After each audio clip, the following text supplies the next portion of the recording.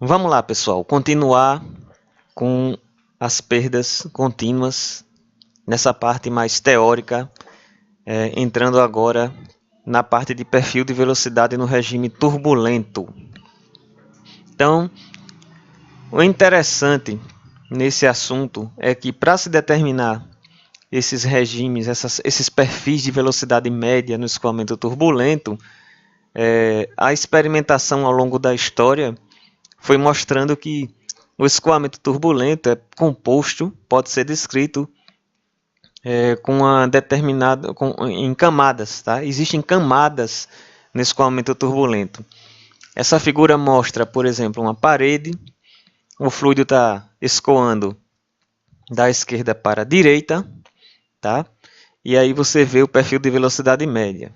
Então, além da dificuldade de se obter as tensões que a gente viu na videoaula anterior, também houve essa descoberta que há camadas com comportamentos diferentes. Não é como no escoamento laminar, que é aquele perfil parabólico numa camada só, tá?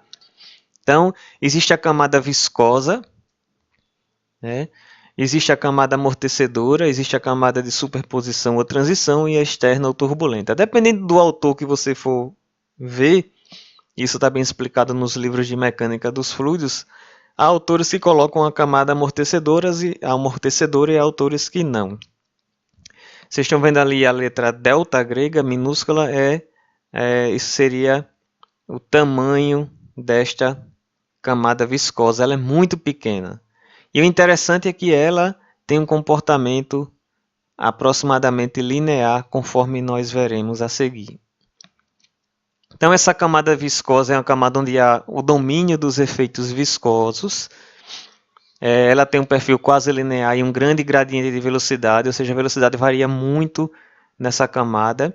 Lembre que o perfil de velocidade médio turbulento, a gente já viu na videoaula anterior, ele é mais achatado do que o laminar. O laminar é parabólico.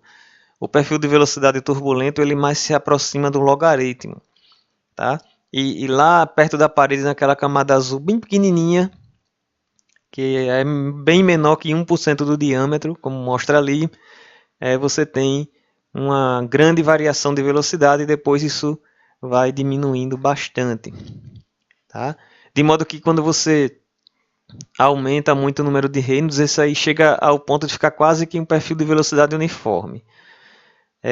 Nessa camada azul, a tensão de cisalhamento é laminar, ou seja, vale aquela lei de viscosidade de Newton que a gente já conhece. A localização está nessa faixa de valores. Desculpa. Então, essas são variáveis que são utilizadas geralmente nesse tipo de estudo.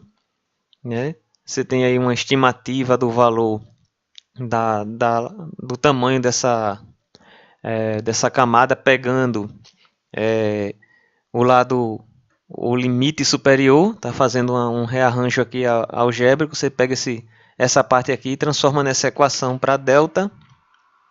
Tá? E até como eu falei anteriormente, é função do número de Reynolds. Essa camada então pode mudar de tamanho. Tá? Você utilizando então a equação da lei de viscosidade de Newton para um escoamento laminar, você consegue estabelecer o perfil de velocidade chamado lei da parede, ou seja, esse perfil de velocidade só serve nessa camada azul pequenininha e ele é linear. Essa equação é a equação de uma reta. Tá? Onde esse U asterisco, esse asterisco no subíndice, é uma velocidade que na verdade não existe fisicamente. Tá? A raiz quadrada da tensão na parede sobre y, desculpa, de novo, tem dimensão de velocidade e resolveu se chamar de velocidade aí de atrito em alguns estudos, alguns livros e literatura de mecânica fluvial, por exemplo. Então, como eu falei, a tensão de cisalhamento na parede. Essa é a subcamada ou camada viscosa laminar, né, ou linear, ou camada da parede, aquela camada bem pequenininha perto da parede. Tem a camada de amortecimento, não se conseguiu chegar a uma equação para ela que concordasse com os experimentos. Tá? Logo em seguida, tem aí a localização dela, né? Logo em seguida a gente tem a camada de superposição ou transição, por isso que muitos autores nem falam da camada amortecedora. Nessa camada de transição, ainda dominam os efeitos viscosos, os efeitos turbulentos ainda não dominam completamente, né? Ensaiam dominar, para depois chegar naquela camada mais externa, turbulenta, e aí sim os efeitos viscosos praticamente não contribuem com nada, só os efeitos turbulentos. Então se descobriu que a velocidade é proporcional ao logaritmo de y. Tá? A localização então está aí, essa variável y, o asterisco sobre a viscosidade cinemática é maior ou igual a 30. Se descobriu então isso aí, a lei logarítmica. Tá? Através de experimentos se descobriu também valores aproximados para essas constantes k e b, de modo que você tem essa lei logarítmica aí, que é o perfil de velocidade média turbulenta em função aí da profundidade y. Agora, eu falei que a velocidade é proporcional ao logaritmo de y. Sabe de onde vem também essa descoberta? Lembra da videoaula anterior, né? Foi através do conceito de comprimento de mistura. Ora, eu falei já na videoaula anterior e na outra que para você descobrir o perfil de velocidade, você precisa descobrir a tensão de cisalhamento. No escoamento laminar era o contrário, né? A gente descobriu o perfil de velocidade primeiro, por Navier-Stokes, e depois a gente descobriu a tensão de cisalhamento, né? O perfil de tensão de cisalhamento. Na videoaula anterior, eu mostrei que no escoamento turbulento se elaboraram teorias para a tensão de cisalhamento turbulenta, e a que pegou, vamos dizer assim, é a do comprimento de mistura, que está aí nessa equação destacada em azul, e a partir dela se descobriu a lei logarítmica. Tá?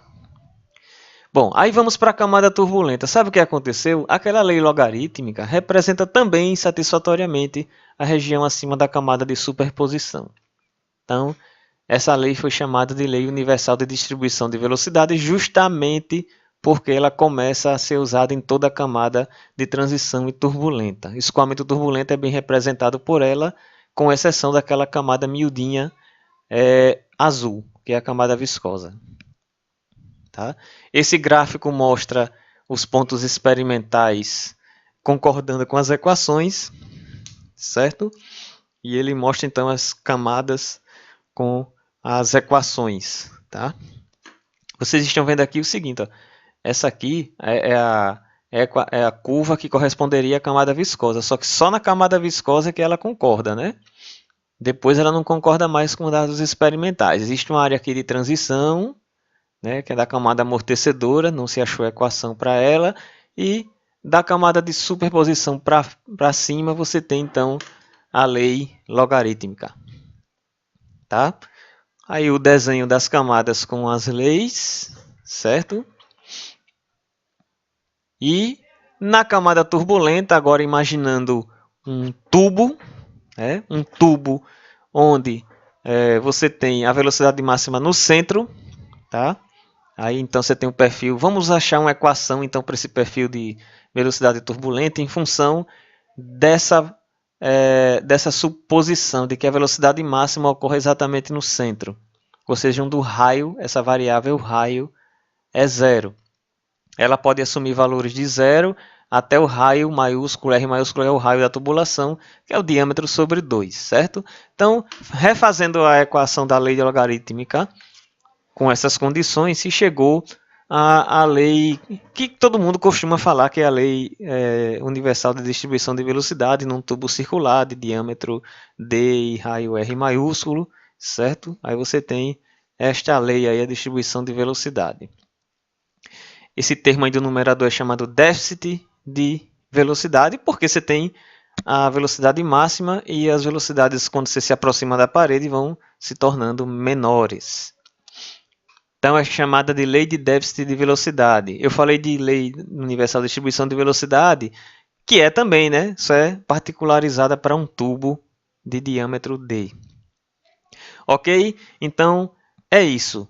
vamos começar nos próximos vídeos, né, a tornar a coisa um pouco mais palpável, ok? Obrigado.